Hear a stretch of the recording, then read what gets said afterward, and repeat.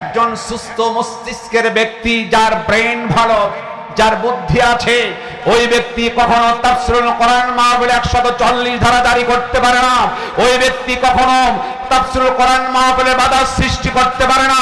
এরপরেও যদি তাফসীরুল কোরআন মাহফিলে কেউ বাধা সৃষ্টি করে, 140 ধারা জারি করে, বুঝতে হবে ওর শরীরের মধ্যে আবু জেহেলের রক্ত মিশ্রিত আছে। কথা বলেন ঠিক কিনা? আপনাদের কাছে কি অনেকের সন্দেহ আছে? সন্দেহ যদি না থাকে, কোরআন থেকে কথা শুনতে কি কোনো সমস্যা আছে? কোনো সমস্যা আছে? আমরা কোরআন থেকে কথা বলবো ইনশাআল্লাহ। কিন্তু আমার প্রশ্ন হচ্ছে যে কোরআনুল কারীম আল্লাহ পাক সংবিধান হিসাবে এই পৃথিবীতে পাঠিয়েছেন, যে কোরআনুল কারীম থেকে আমরা কথা বলবো, সেই কোরআনুল কারীমের মাহফিল বন্ধ করে কারা? কথা বলেন ঠিক কিনা? কোরআনুল কারীমের মাহফিল বন্ধ করে তারা, আবু জেহেলের নাতিগুতি যারা। কথা বলেন ঠিক কিনা? আবার নবীজি পবিত্র কোরআনুল কারীম তেলাওয়াত করতেন, আবু জেহেল, উতবা, শাইবা, মুগীরা সকলেই প্রাণ ভরে কোরআন শুনেছেন। এক সময় লোকের এসে বলল, নেতা, এভাবে যদি আমরা কোরআন শুনি তাহলে সমস্ত আরবের লোক কোরআনের পক্ষে চলে যাবে, কোরআন এভাবে আর শোনা যাবে না। আবু জেহেল দেখলো কথা ঠিক, হাতে হাত লাগাইয়া বলল, ওয়াদা করো আগামী কাল থেকে মুহাম্মদ বিন আব্দুল্লাহর কণ্ঠে আর কেউ কোরআন শুনবে না। কিন্তু দেখা গেল নবীজি যখন কোরআন তেলাওয়াত করছেন, আবু জেহেল নিজেই পিছনে দাঁড়িয়ে গেল। জোরে বলো আল্লাহু আকবার। আবু জেহেল, উতবা, শাইবা, মুগীরা সকলেই এসেছিল। আবু জেহেল বলল, শোনো, এইভাবে যদি মৌখিক ভাবে বলি বলে কোনো লাভ হবে না। আমার একটা সংসদ আছে, পার্লামেন্ট আছে, সেখান থেকে যদি একটা আইন চালু করে দেই তাহলে কেউ আর কোরআন শুনবে না। আবু জেহেল একটা আইন পাশ করলো, বলে দিল আগামী কাল থেকে মুহাম্মদ বিন আব্দুল্লাহর কণ্ঠে কোরআন শোনা যাবে না, যিনি শুনবেন তাকে পানিশমেন্ট দেয়া হবে। আমার রব, আমার আল্লাহ ডেকে বলে, আবু জেহেল, তুমি যেই ব্যবস্থা নিয়েছো এটা আমি আল্লাহ পাক রেকর্ড করে গোটা পৃথিবীর মানুষকে জানিয়ে দিলাম। আবু জেহেল বলল, লা তাসমাউ, শোনাই যাবে না, এইটা নিষেধ করেছেন আল্লাহ রাব্বুল আলামিন, যেটা রেকর্ড করে গোটা পৃথিবীর মানুষকে সাবধান করলেন, খবরদার আবু জেহেলের মতো করো না। আবার ভাইয়ের, একজন মুসলিম যিনি মুসলমান কোরআনুল কারীমের মাহফিলে কখনো বাধা সৃষ্টি করতে পারে না। কথা ঠিক কিনা? একজন সুস্থ মস্তিষ্কের ব্যক্তি, যার ব্রেন ভালো, যার বুদ্ধি আছে, ওই ব্যক্তি কখনো তাফসীরুল কোরআন মাহফিলে 140 ধারা জারি করতে পারে না। ওই ব্যক্তি কখনো তাফসীরুল কোরআন মাহফিলে বাধা সৃষ্টি করতে পারে না।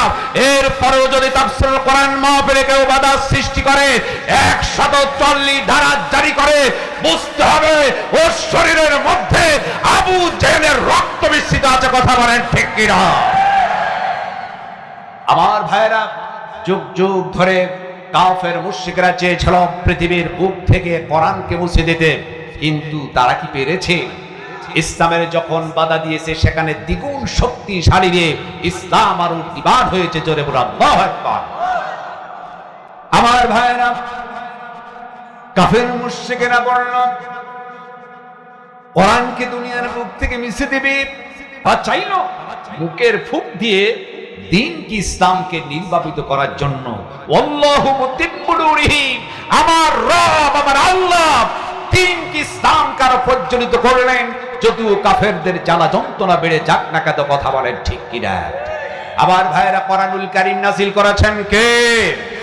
আল্লাহ বলেন, ইন্না নাহনু নাযালনা যিকরা ওয়া ইন্না লাহু লাহাফিজুন। কোরআনুল কারীম নাযিল করেছে আমি, আর হিফাজতের দায়িত্ব হচ্ছে আমি আল্লাহ। সুতরাং এই কোরআনুল কারীম হিফাজত করবেন কে? আরো জোরে কে? আমার ভাইরা, সেই কোরআনুল কারীম থেকে আমি সূরা তাওবার 111 নম্বর আয়াতে কারিমা তেলাওয়াত করেছি। এই সূরা তাওবা, সূরা তাওবা, তাওবা শব্দের অর্থ হচ্ছে ফিরে আসা, ইউ টার্ন, কাম ব্যাক, মানে ফিরে আসা। সূরা তাওবা এটা এমন একটি সূরা, সমস্ত সূরাতে বিসমিল্লাহ থাকলেও সূরা তাওবার মধ্যে বিসমিল্লাহ নাই। কথা বলেন ঠিক কিনা? আমার রব, আমার আল্লাহ, আমার রব, আমার আল্লাহ মুশরিকদের প্রতি এত রাগান্বিত হলেন, যার কারণে সূরা তাওবা বিসমিল্লাহ তিনি দিলেন না। অথচ আবার দেখা গেল আমার রব তিনি সূরা নমলের মধ্যে 2 বার তিনি বিসমিল্লাহ দিয়ে দিলেন। সুবহানাল্লাহ বলবেন না? ওরা করে দিয়েছেন। সূরা নমলের মধ্যে দুইবার বিসমিল্লাহ দিলেন আর তওবার মধ্যে বিসমিল্লাহ দিলেন না। যেখানে আল্লাহর রাগ সেখানে বিসমিল্লাহ থাকতে পারে না, কথা বলেন ঠিক কিনা? আর মুশরিকরাও চায় যাতে বিসমিল্লাহ না থাকে, কথা বলেন ঠিক কিনা? এই জন্য ঢাকা বিশ্ববিদ্যালয়ের মনোগ্রাম থেকে ইকরা বিসমি রাব্বিকাল্লাযী খলাক এই আয়াতটিকে উঠিয়ে দিয়েছেন, কথা বলেন ঠিক কিনা? বিগত সরকার এক সময় পার্লামেন্ট থেকে বিসমিল্লাহির রহমানির রহিম ওঠানোর জন্য চেষ্টা করেছিল, কিন্তু সেইটা করতে পারে না, কথা বলেন ঠিক কিনা? আমার ভাইরা, সুতরাং বিসমিল্লাহ কোরআনের কোন আয়াত এই বাংলাদেশ থেকে কেউ কখনো মুছেও দিতে পারবে না, কথা বলেন ঠিক কিনা?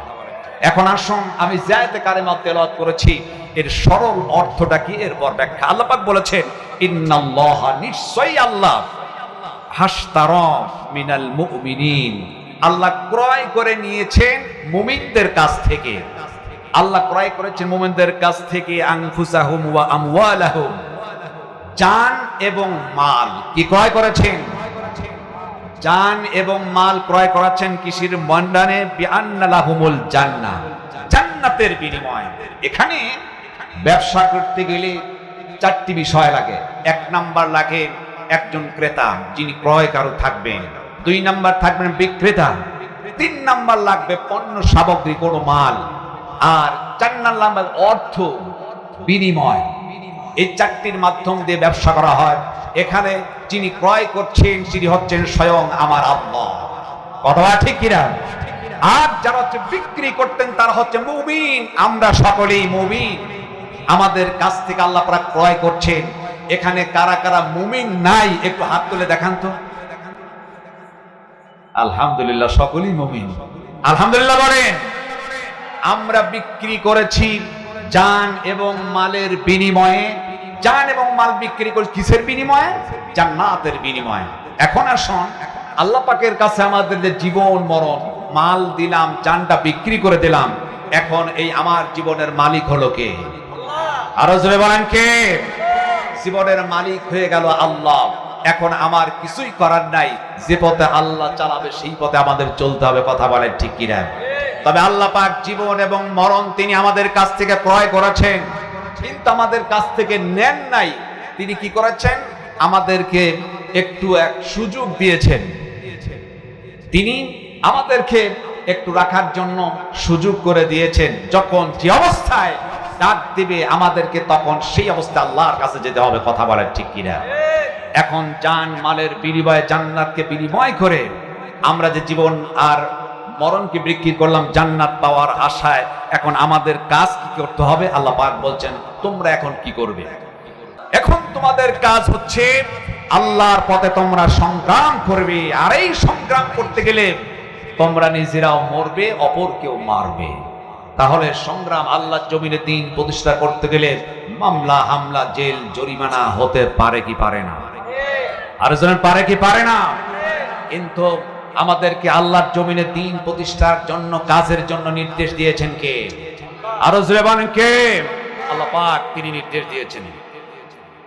আল্লাহ রাব্বুল আলামিন বলেন ওয়াকাতিলুহুম হাত্তা লা তাকুনা ফিতনাতু ওয়ালা ফিতনাতু ওয়া ইয়াকুনাদ দীনু কুল্লুহু লিল্লাহ ফাইন ইনতাহাউ ফাইন্নাল্লাহা বিমা ইয়া'মালুনা বাসীর।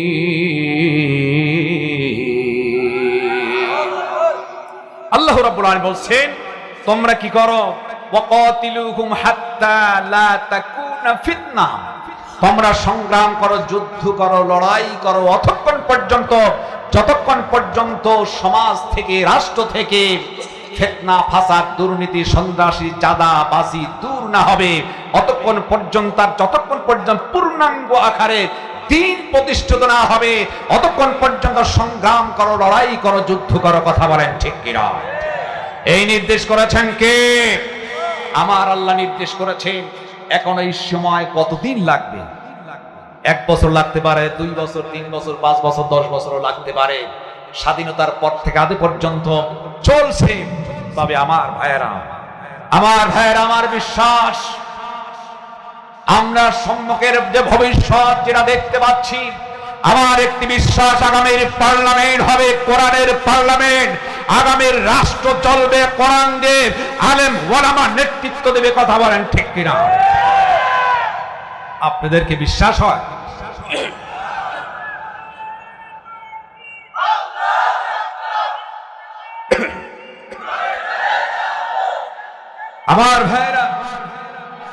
আমার ভাইরা, এখন আল্লাহর জমিনে দ্বীন প্রতিষ্ঠা আমার যখন করব, নির্দেশ করেছেন আল্লাহর জমিনে দ্বীন প্রতিষ্ঠিত করতে গেলেই আল্লাহর যে নির্দেশ, আল্লাহ বলেছেন যারা দ্বীন প্রতিষ্ঠার কাজ করে একমাত্র আমি আল্লাহ পাক তাদেরকেই ভালোবাসি। জোরে বলো আল্লাহু আকবার। আল্লাহ রাব্বুল আলামিন বলেন, ইন্নাল্লাহা ইউহিব্বুল্লাযীনা ইউকাতিলুনা ফী সাবিলিহি সাফফান কাআন্নাহুম বুনিয়ানুম মারসুস।